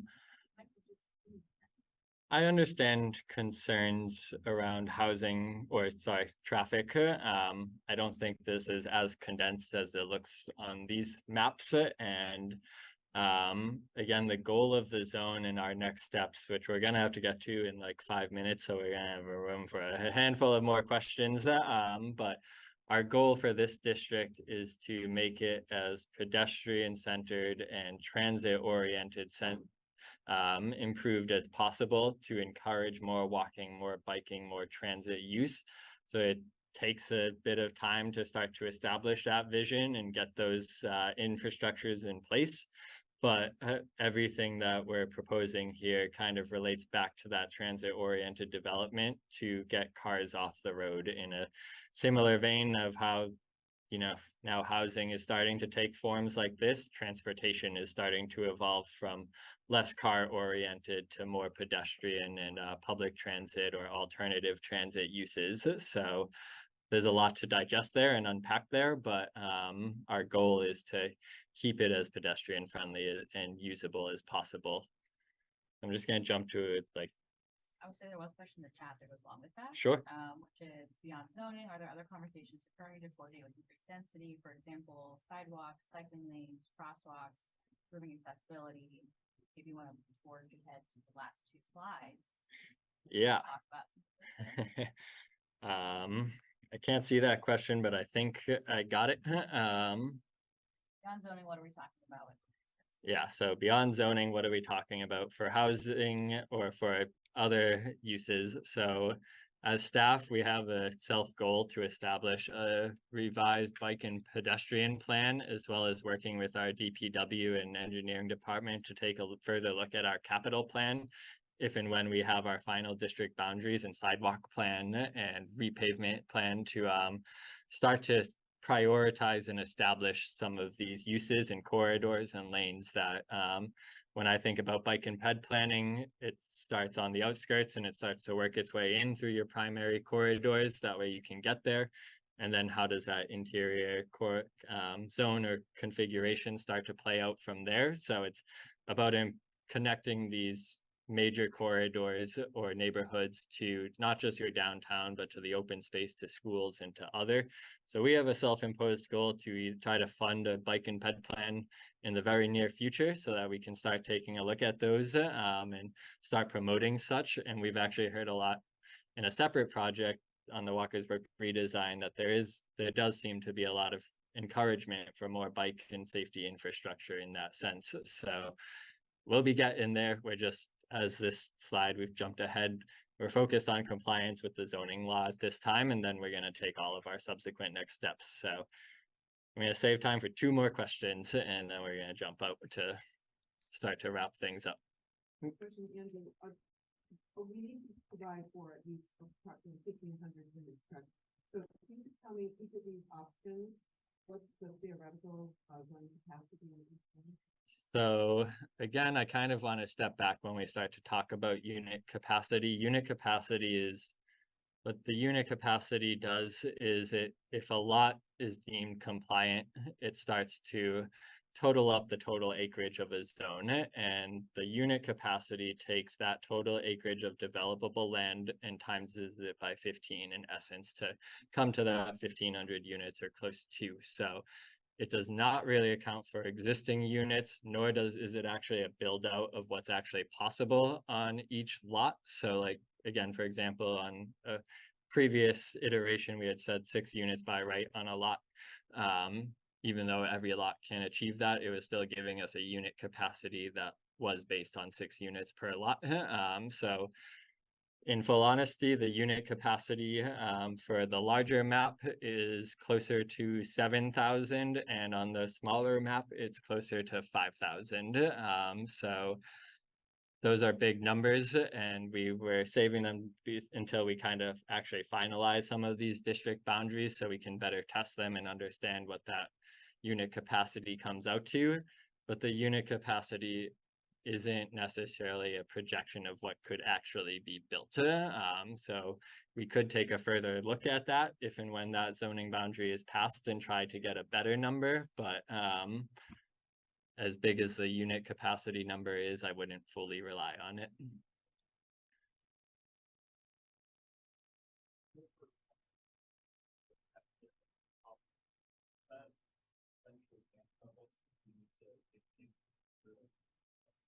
Parker district decides that and say, can't do that because then we lose the district, and then that brings down compliance.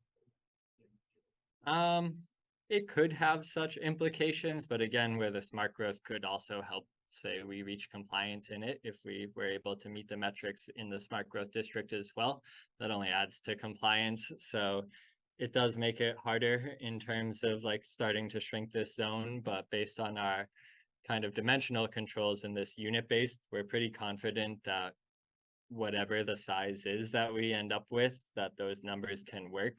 We just can't really go lower than the 22. It's more about the 22 units per acre and other controls that we can't really go lower from. So the boundary could change in the future. It could shrink, it could grow.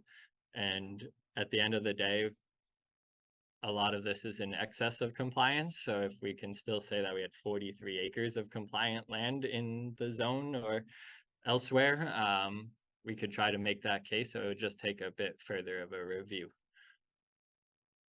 I'm trying to see what time it is.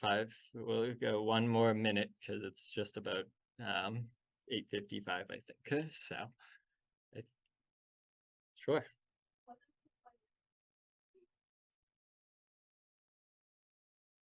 So the question is, what is the financial penalty? It's a bit, flexible. So in the past few years, that if we aren't compliant, we've utilized the grant sources that we wouldn't be eligible for anymore. And those are upwards of hundreds of thousands of dollars combined based on our grant use. And those grants are very important to help us fund the projects we want to do and the infrastructure we want to place. Alternatively, MassWorks is another one we wouldn't be eligible for, and Ben did an amazing job securing about $2 million in MassWorks funding for pedestrian improvement infrastructure in the downtown and to help our streetscape project that's coming up. So to lose access to all of those funds would actually be a major detriment. I know some people may say, well, they're just grants and they're discretionary and you shouldn't rely on them. They are a huge source of potential support for your town. Earmarks alike, you would probably even see, even if it doesn't say you'd be ineligible, many grants would probably say, are you an MBTA compliant community for points on their grant scoring system? So that's an element we just honestly can't really afford to lose it. And on top of that, any litigation is going to cost thousands and thousands of dollars until you comply. So I don't have a number, but it's upwards. It would get up there. I have one last chat question, I think. One thing that was discussed at the October meeting was spreading the zones across school districts. Can you describe how these zones achieve that? I can. I should have probably put the map up there. I wish I did, but there's a variety of school districts that are in and around both north, south, and east of this district.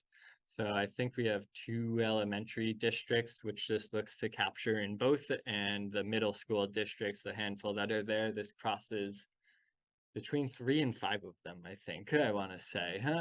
So those districts are going to, I think, be up for discussion in the near future with the new school development build. So we've talked to the school committee. Whatever we do end up with as our final proposal, we'll most certainly be bringing to them in those discussions, as well as other key points for them to consider and for us to partner with them to make sure we're on top of everything that they need to do in the future.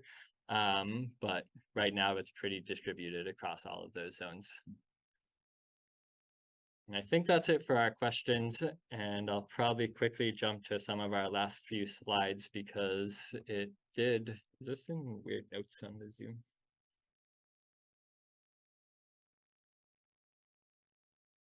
So a lot of the questions focus. Okay. Do that, if that works. Okay. So a lot of the questions kind of came up on partnering with other departments and other town committees and areas. And those are open items that we are still working on with our partners. We're talking infrastructure with DPW. We're more than confident on water and sewer right now, but sewer is something that keeps getting evaluated as more builds come. Future pedestrian improvements, as I had mentioned, working with our PTTTF we'll describe the acronym at a later time, for pedestrian improvements in and around this zone. We want to continue our discussions with the police department for parking regulations, on-street parking notices, and overall level of service to these areas. Similar for fire department, making sure that they do have this access that they need on any given lot and development build, and that the design and forms of these builds are appropriate to their standards. School committee, we're going to continue to work with them and school staff for potential future enrollment questions and concerns, and how this proposal can conjoin with their efforts and evaluation of needs. Again, the historic district, we very much want to partner with if this zoning is included in our next map iteration, and the assessment of historical properties and their regulations, because if there is room for improvement there, it's been a long time since they've been looked at and done over. And I think that in this effort, the time is ripe to look at them. And our planning board, what size project should require site plan review? Do we start to get to the point, or maybe are we already confident that a 3-unit structure doesn't really need site plan review, or does it? Maybe 4 units too. Questions that we still kind of have, and specifics of administration and the site plan process that a lot of these are start going to follow through. So a lot of work to be done. We're fully committed to it. Our work doesn't stop here. We do a lot in town. We are very busy already, but we are happy to continue working towards these goals and visions. And so again, in the present, we're very focused on compliance with the law and getting the zoning to pass, making sure the map meets everybody's standards, making sure that the language is efficient to achieve the vision, which is going to be a bit more technical than some of the discussions we've had tonight, and continuing to work on the design guidelines, which we're hopeful to start kicking off in the next few weeks with our grant money. So again, in the future, later phases, looking up to clean up some of those pink pockets behind business A if they remain, maybe envisioning the commercial zones again, making ADUs by right, which we heard was a desire, inclusionary zoning as you continue market rate development. If this doesn't have inclusionary zoning components to it, we have to make sure that we are still continuing affordable unit development so that we stay with our 10% that we've achieved to date. Pedestrian improvements, bike ped plans, maybe we start to consider the rest of S15. Is the current standards developing the type of housing that you actually like and is good and healthy for your town? We're happy to start raising those questions, all after we get compliance with the law. So our next steps are, we're trying to ask for feedback between now and Thanksgiving, because that's when we really want to start trying to finalize the map and the language. We're looking to probably hold the public hearings with Cpdc either in early December, early to mid-December, or potentially early January if our schedule has to work out that way. They're pretty busy as well. But we have to hold and close the public hearings by February to meet the April town meeting deadline. So we got a lot of work left to do to get there, and that's why your feedback is really important now so that we can get to town meeting feeling fully confident. We may toy with the idea of another one of these in late November to kind of reestablish the map based on tonight's feedback and some other controls, but TBD on that. So anyways, thank you all. Thank you to my staff and partners. Thank you everybody for joining tonight and helping us have this discussion. It's been really informative for us, and we're very excited for where we're going, and we appreciate everybody's input, questions, comments, concerns, and appreciation all alike. So have a good night.